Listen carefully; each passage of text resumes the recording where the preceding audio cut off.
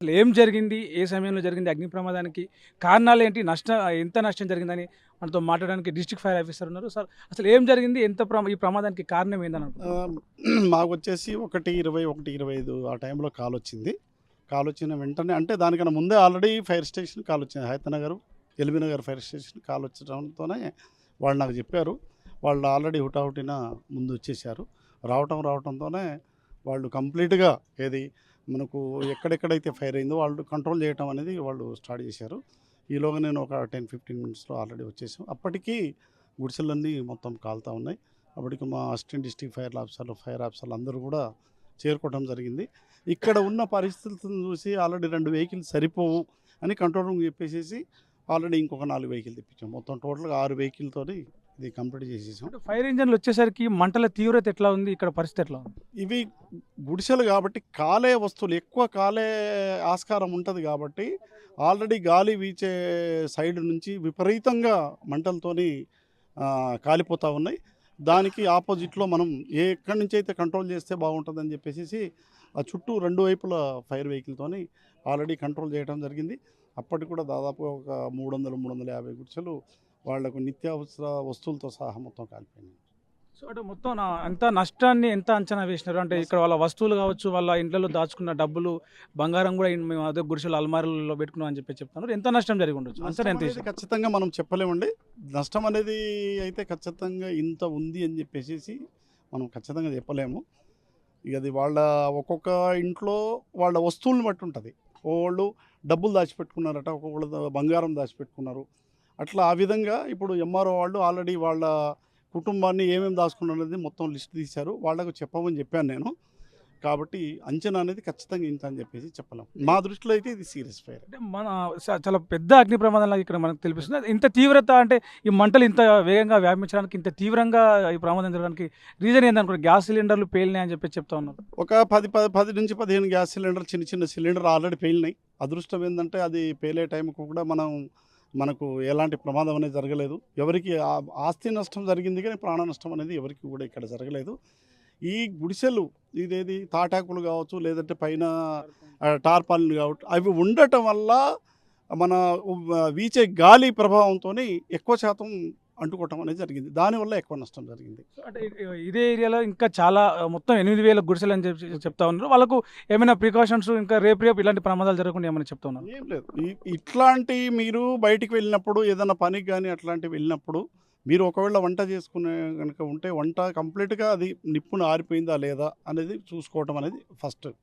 రెండోది ఏందంటే దీపాలు ఏదన్నా ఒకవేళ మనం దేవుని దగ్గర దీపాలు పెట్టేసేసి దాన్ని మనం చూసుకోకుండా బయటికెళ్ళిపోవటం వల్ల ఎలుకలు కానీ, పిల్లులు కానీ, లేదంటే ఈ బల్లులు కానీ ఉండటం వల్ల అవి కింద పడిపోయి అగ్ని ప్రమాదం జరిగే ఆస్కారం ఒకటి ఉంటుంది. అదేవిధంగా చిన్నపిల్లలు ఉంటారు. చిన్నపిల్లలకు ఏదన్నా మనం వాళ్ళు ఆడుకుంటూ ఉంటారు. అగ్గి పుల్లలతోని వీటితోని అట్లాంటి వాటికి చిన్నపిల్లలకు మండే వస్తువులు మాత్రం దగ్గర ఉంచుకోకుండా మనం జాగ్రత్త పడాలి. ఈ ప్రమాదానికి ప్రాథమిక కారణం ఏమై ఉంటుందని చెప్పేసి అంచనా వేసి ఏమైనా దొరికిందా మీకు? అంటూ ఏం లేదండి. వాస్తవంగా అయితే దీనికి పవర్ లేదు. ఆ తర్వాత కారణాలు అనేది ఈ విధంగా కూడా జరగవచ్చు. వంట చేస్తూ ఎవరైనా మర్చిపోయి ఉండొచ్చు. లేదంటేనేమో కరెంటు షార్ట్ సర్క్యూట్ అవ్వడానికి ఆస్కారం లేదు కాబట్టి వంట నిప్పురవ్వలతోని కావచ్చు, లేదంటే దీపం పెట్టేసి ఆర్పకుండా వెళ్ళిపోవటం కావచ్చు. అదేవిధంగా ఇంకెవరైనా పూజ చేసుకొని మర్చిపోయి హడావుడిలో పనిలో వెళ్ళిపోవటం కావచ్చు. ఆ విధంగానని చెప్పేసి మేము గెస్ చేస్తున్నాం.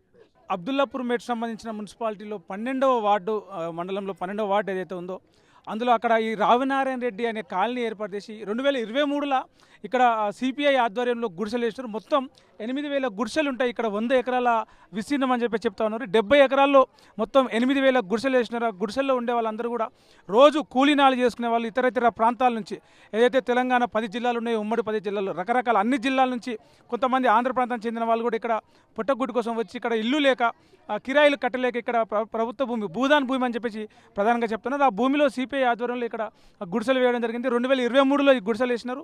దాదాపు 8,000 గుడిసెల్లో ఈరోజు జరిగిన ప్రమాదం కారణంగా 450 గుడిసెలు పూర్తిగా దగ్ధమైన అందులో ఉన్న సామాన్లు కావచ్చు, వాళ్ళ వంట వస్తువులు, గిన్నెలు, ఆహార పదార్థాలు పొద్దున వండుకున్నటువంటి అన్నము, కూరగాయలు, వాళ్ళ ఇంట్లో ఉన్న సామాన్లు ఇన్ని రోజులు వాళ్ళు ఏవైతే కూలీనాలు చేసుకుని కూడబెట్టుకున్న డబ్బులు ఉన్నాయో, వాళ్ళు తెచ్చిపెట్టుకున్న సామాన్లు, కూడబెట్టుకున్న డబ్బులు, దాచుకున్న నగలు, రోజు వేసుకునే బట్టలు ఇవన్నీ కూడా ఏవీ మిగలకుండా పూర్తిగా కాలిపోయినాయి. ఈ ఈ ఈ ప్రమాదానికి కారణం ఏందని ఆలోచిస్తే ఒక చిన్న గుడిసెలో జరిగిన చిన్న పొరపాటు వల్ల దానివల్ల గ్యాస్ పేలి అది మిగతా గుడిసెలకు మంటలు వ్యాపించినాయి. మొత్తం ఒకదాని తర్వాత ఒకటి వరుసగా గ్యాస్ సిలిండర్లు పేలడం వల్ల ఆ మంటలు 450 గుడిసెలకు విస్తరించి మొత్తం పూర్తిగా కూడా ఇక్కడ మనకి ఇప్పుడు ఏదైతే కనిపిస్తుందో పూర్తిగా కూడా మొత్తం ఒక తగలబడిపోయి మొత్తం ఎక్కడ ఏమాత్రం లేకుండా పూర్తిగా ఆనవాళ్ళు లేకుండా పూర్తిగా బూడిదతోటి ఇక్కడ నిండిపోయినట్టుగా మనకు కనిపిస్తూ ఉంది. దీనికి మేము ఏ ఆధారం లేకుండా ఎక్కడొచ్చి ఉంటున్నాం, మాకు కనీసం ఇక్కడ నీటి సౌకర్యం కూడా లేదు, ఎలాంటి కరెంటు సౌకర్యం కూడా లేదు. షార్ట్ సర్క్యూట్ అని చెప్పడానికి కూడా కారణం ఆధారం లేదు ఎలాంటి, ఎందుకంటే కరెంటు సదుపాయం కూడా లేదు. నీళ్ళ సౌకర్యం ఉండుంటే, నల్లాలు గిట్లా ఉండుంటే ఈ ప్రమాదం ఇంత జరగకుండా కొంత కాపాడే అవకాశం ఉండేది, నీళ్లు చల్లుకునే అవకాశం ఉండేది. ఏ రోజుకు ఆ రోజు అవసరాల కోసం బకెట్లలో నింపి పెట్టుకునే నీళ్ళ వల్లనే ఈ మంటలు విస్తరిస్తుంటే కూడా దాన్ని ఆపలేకపోయినారు. మేము ఫోన్ చేసిన తర్వాత గంట సేపటికి ఫైర్ ఇంజన్లు వచ్చినాయి. అవి కొంచెం ముందు వచ్చి ఉంటే కూడా మంటలు ఇన్ని గుడిసెలకు వ్యాపించకపోతున్నాయని చెప్పేసి ఇక్కడ స్థానికులు అయితే చెప్తా ఉన్నారు. ఇక ఎలాంటి ప్రాణ నష్టం జరగలేదు. కాకపోతే ప్రమాదం మంటలు అంటుకొని జరుగుతున్న సమయంలో ఆ ఇంట్లోంచి, ఆ గుడిసెల్లోంచి పారిపోయి బయటకు వచ్చే క్రమంలో కొంతమందికి చిన్న గాయాలైనాయి. ఈ మంటల వల్ల కొంత గాయాలైనాయి కానీ ఎలాంటి ప్రాణ నష్టం అయితే జరగలేదు. కాకపోతే సామాన్లు పూర్తిగా వాళ్ళు దాచుకున్న డబ్బులు, వాళ్ళు ఏదైతే కుట్టు మిషన్లు, వాళ్ళకి సంబంధించిన వాళ్ళు రోజువారీ పనులు చేసుకునే పనిముట్లు కావచ్చు, కూరగాయల బండ్లు, తోపుడు బండ్లు లాంటివన్నీ పూర్తిగా కూడా ఏమాత్రం పనికి రాకుండా పూర్తిగా కూడా కాలిపోయినాయి. వాటిని నష్టం ఎంత ఉందో అంచనా వేస్తూ ఉన్నారు ప్రస్తుతం అయితే రెవెన్యూ అధికారులు. బాధితుల దగ్గర నుంచి వాళ్ళు ఇంట్లో ఏమేమి ఉన్నాయి, ఏమేమి పోయినాయి, విలువైన వస్తువులు ఏంటి, నగదు ఏంటి, వాళ్ళ పనిముట్లు ఏంటి, ఇవన్నిటిని కూడా అంచనా వేసి ప్రస్తుతానికి వాళ్ళకి తక్షణ సాయం అందించే దిశగా రెవెన్యూ అధికారులు అయితే కొంత ఆ చర్యలు ఇప్పటికే చేపట్టినారని చెప్పొచ్చు. పోలీసులు కూడా ఇక్కడ సంబంధించి ఆ కేసు నమోదు చేసుకొని చెప్తాను. మరోవైపు కొంతమంది సిపిఐ పార్టీకి సంబంధించిన ఎక్కడైతే ఈ భూముల సంబంధించి గుడిసెలు వేసినారో వాళ్ళు ఒక అనుమానం వ్యక్తం చేస్తూ ఉన్నారు.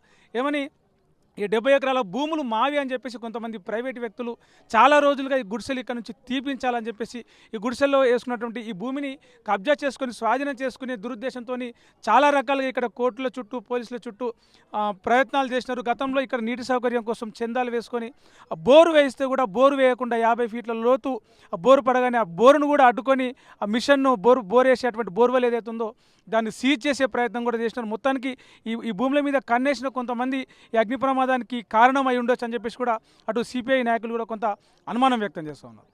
కెమెరామెన్ సతీష్తో ప్రవీణ్, తొలి వెలుగు, హైదరాబాద్.